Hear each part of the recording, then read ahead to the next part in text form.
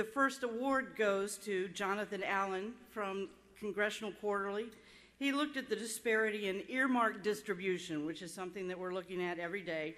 He looked at the disparity for members of Congress based on a number of amazing factors that you wouldn't think about today, including relationship to House leaders, committee assignments, race, political orientation, electoral safety, and seniority.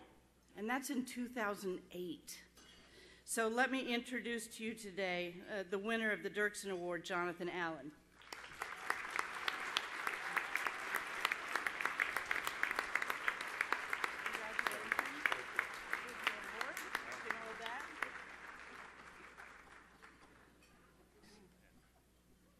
And the most important part, the check.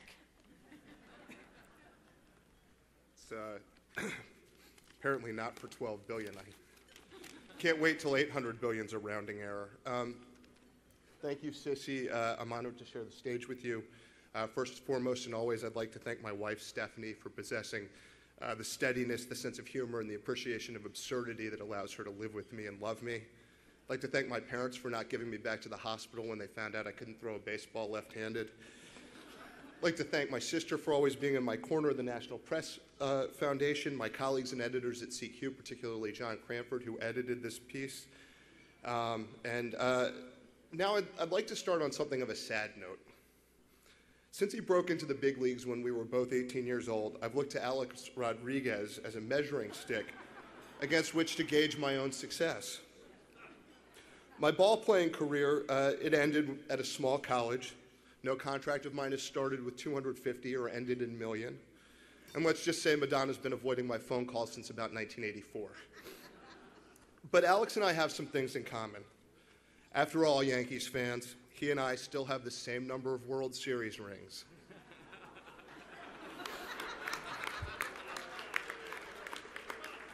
There's one more thing we have in common: drugs.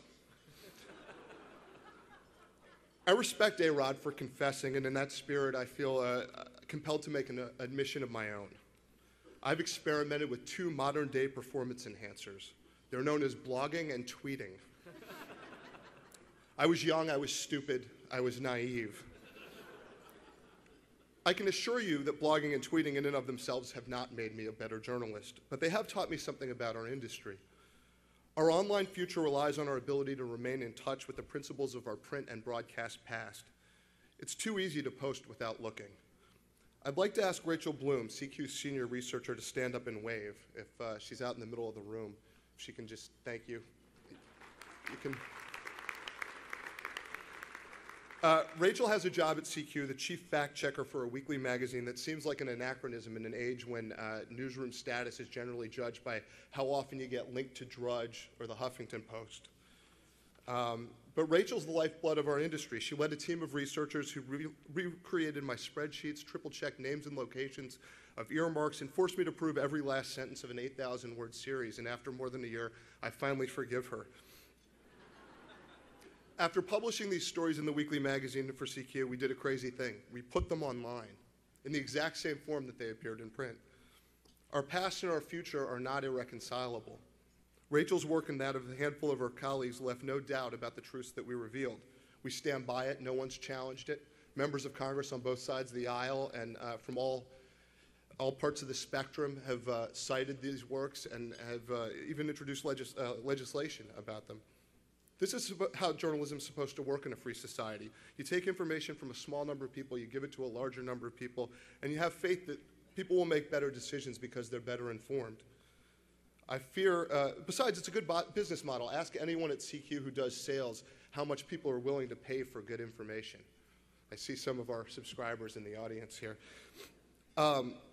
Opinions are abundant and free, and I fear that if we're not vigilant about accuracy and objectivity, it won't be long before the first question at a presidential news conference comes from an essayist from mybarackobama.com.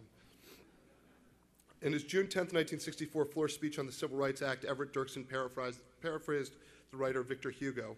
"Stronger than all armies is an idea whose time has come," he said. "The time when fact reigns over speculation will come again. The spread of accurate information has been and always will be vital to the perfection of our union. On a final note, I'd like to thank some of the past winners of the Dirksen who have been influences on me in my career personally: Jackie Koschuk, John Cochran, Susan Milligan, Paul Kane, Elaine Povich, who's known me since I was about 4 years old, and Brody Mullins, who was a Little League All-Star with me when we could still dream of playing shortstop like Alex Rodriguez in the major leagues.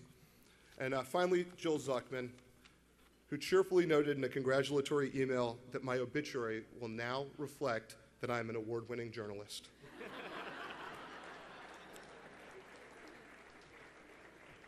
I love reporters. I appreciate your indulgence. Thank you.